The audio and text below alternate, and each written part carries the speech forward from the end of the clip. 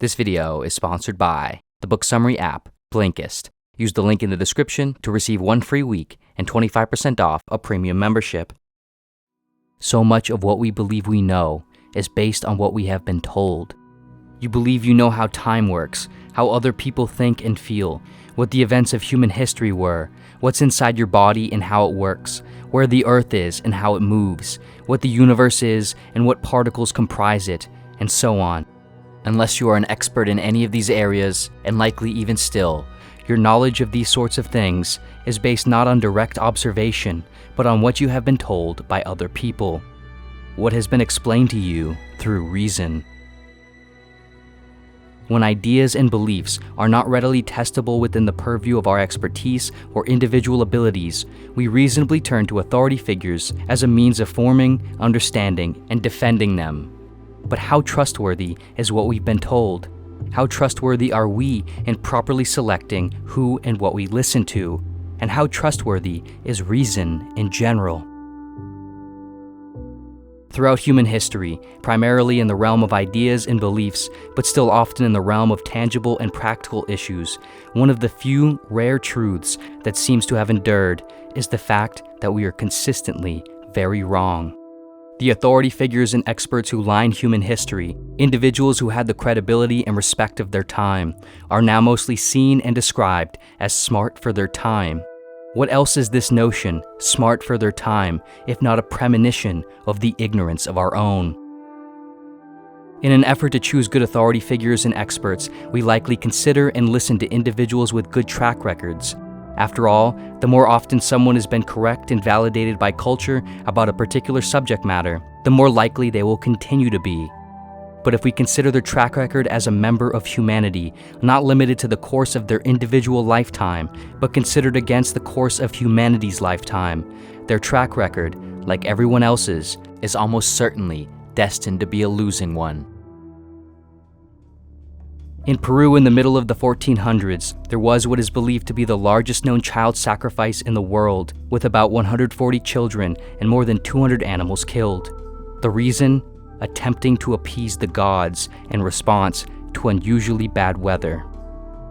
In Europe in the 17th century, just a few hundred years ago, it was widely believed that the Earth was the center of the universe and everything else revolved around it. When the now famous astronomer Galileo Galilei published work that showed that, instead, the sun was the center of the universe and the Earth revolved around the sun, which we of course now know the latter to be true, the Roman Inquisition banned his work and the arguments he put forth, and eventually tried and found Galileo vehemently suspect of heresy. Others who came before and around his time with similar, now believed to be true ideas, were even put to death. In the late 19th century, little more than 100 years ago, doctors used what are now Schedule I narcotics to treat cold symptoms in children. Also around this time, doctors believed it was foolish to wash their hands before delivering babies or during other medical procedures. Only 80 years ago, it was believed that cigarettes posed no health dangers. Still to this day, and thousands of years back, across the globe, humans have believed and still believe that the trade of other humans for the non-consensual exploitation of their labor is morally permissible. And the list goes on, forward and back. This earth is not merely a cemetery of people that once were, but also a cemetery of ideas and beliefs once held to be true, but are no longer. To perhaps help illuminate how problems within human reasoning and argumentation can arise, consider the following syllogism. 1. Flowers are beautiful. 2. A lilac is a flower. 3. Therefore, lilacs are beautiful. The reasoning in this example is valid, and so the conclusion also appears to be valid, but it is not. The premise begs the question. It postulates a conclusion that is not sufficiently argued for and cannot be sufficiently argued for in objective terms. Although it is very common to think that flowers are beautiful, whether or not all flowers are beautiful is subjective. It is a belief that cannot be proven or disproven. And so, this syllogism is fallacious, and it always will be. And yet, it sounds very reasonable. Arguably, the realm of philosophy, politics, morality, sociology, spirituality, and meaning in general, areas in which we cannot fully prove or disprove things because they cannot be tested at sufficient scale, we cannot reach inaccessible information needed, and we cannot know of all the possible consequences or alternatives. These realms are seemingly fields filled with these sorts of problems. Most, if not all, ideas and arguments in these realms are and must be based on some sort of subjective presumptions based off personal experience and vantage points of the world, not rigid, objective knowledge. And thus, notions of what is right and wrong, good and bad, best and worst, like flowers being beautiful or styles and dialects being in fashion, these things can change as the zeitgeist of culture changes through time and space. In their book, The Enigma of Reason, cognitive scientists Hugo Mercier and Dan Sperber hypothesized that the ability to reason evolved in humans not to make better decisions or be more accurate about facts, but to socialize better, to better provide explanations to others about who we are, what we do, and why we do what we do in order to improve social standing and social cohesion. And so, reason, in this framework, works as a way of making intuitions and ideas the most shareable and defendable, not necessarily the best or most objective. Mercier and Sperber write, "Reason improves our social standing rather than leading us to intrinsically better decisions. And even when it leads us to better decisions, it's mostly because we happen to be in a community that favors the right type of decisions on the issue. But there is a potential for tension between the lazy justification provided by socially recognized good reasons and an individual effort to better understand and evaluate these reasons to acquire some expertise oneself." Upon birth, we were all given a body, a mind, a genetic makeup, a pair of parents, present or not, and a collection of circumstances. We did not choose any of these things, but fairly soon, these factors fan out and develop into our worldview. This worldview influences us to choose and believe things, which we then associate with our identity. From here, however, we often wield reason not as a method of moving toward truth and out of the default beliefs disposed onto us, but rather a method of defending and proving these beliefs. We attempt to prove that what we have come to find ourselves believing was arrived at fairly, intellectually, and rationally, that the flowers must be beautiful, objectively. The world is far more complicated, unclear, and unknown than most of us admit, let alone know. There are perceptual tricks, psychological motivators, and logical fallacies that drench our minds and spew out of our mouths. It is unclear if we are ever right in any real sense at all, let alone as often as we think. No one knows the unforeseeable consequences of things, and no one knows the unknowable, the untestable, or the unprovable.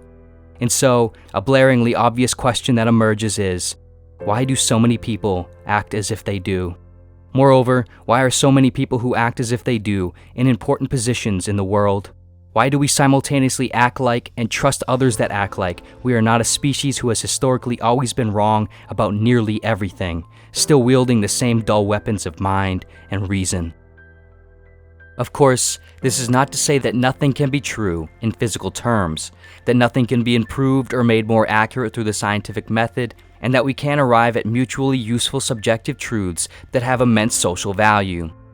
Ultimately, there's nothing wrong with having opinions and beliefs, and there's nothing wrong with arguing for and defending those opinions and beliefs. But if there's not some large base of skepticism wedged at the bottom of them, the same sort of skepticism we likely apply to others when we listen to their beliefs and opinions, we have assumed the following: we are somehow special, that our rationality is somehow always superior in all these cases with all these other people, that we do not possess the same propensity toward the erroneous nature of presumptions, of biases, and of faulty reasoning that everyone we disagree with does. What is more likely? We and the people who agree with us are the only rational and right ones in history, or we, just like everyone else, are probably wrong in at least some sense. The history of humanity is a series of failures on a seemingly never-ending path toward unattainable absolute truth. We are no different. We are each infinitesimal appendages attached to this body of ignorance, stricken by our own ignorance and limited to where we reside on this body. Arguably, the best way to be the most right, the most often, is to assume that you are probably always some amount wrong. After all, if reason is potentially a tool evolved out of the need to better socialize, then perhaps we can and should, if we agree, use our reasoning to reduce the intensity with which we wield reason. In other words, perhaps we should use reason to realize the limits of reason, to realize that the plights of us are in others and the ignorance of others is in us, to realize that we should try to be right less and curious more, and finally, to realize that the prerequisite of the powers of reasoning is the responsibility of empathy, compassion, and humility.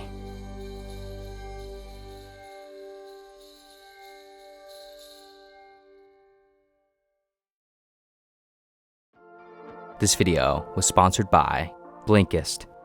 Perhaps one of the most important but difficult parts of learning is engaging in a wide range of topics and books that oppose our default views. Investing many hours into a book that argues for things you don't necessarily agree with can understandably be somewhat unappealing. Because of this, however, many of us can find ourselves in increasingly isolated echo chambers of ideas and beliefs. But the experience of confirmation bias is not a sign of having learned anything truer.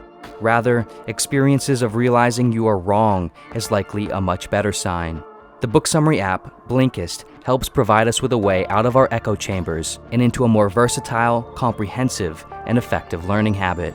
By taking the best nonfiction books, pulling out the key takeaways, and forming them into 15-minute text and audio summaries that can be read or listened to even while offline, Blinkist allows the average person to engage in roughly 30 times the amount of books and the same amount of time it takes to read just one. If you read just one complete book a month over 50 years, you would read 600 books. With Blinkist, however, you could learn from up to 18,000 books without spending any additional time. The transformation in who you would become and how you would understand the world is obvious. Currently, Blinkist has over 5,000 titles in 27 categories, as well as summaries of popular podcasts and a wide selection of audiobooks, meaning there's essentially something for everyone in every form. If you're interested in exploring the subtle, delicate art of decision-making, why rationality is not always the guiding force of our so-called rational choices, and how we can hopefully make better decisions more often, Blinkist offers an amazing summary of psychologist Daniel Kahneman's masterpiece, Thinking Fast and Slow. Use the link in the description and you'll receive 1 free week of unlimited access as well as 25% off a premium membership. The free 7-day trial can be canceled at any time within the trial period. And of course, as always, thank you so much for watching in general, and see you next video.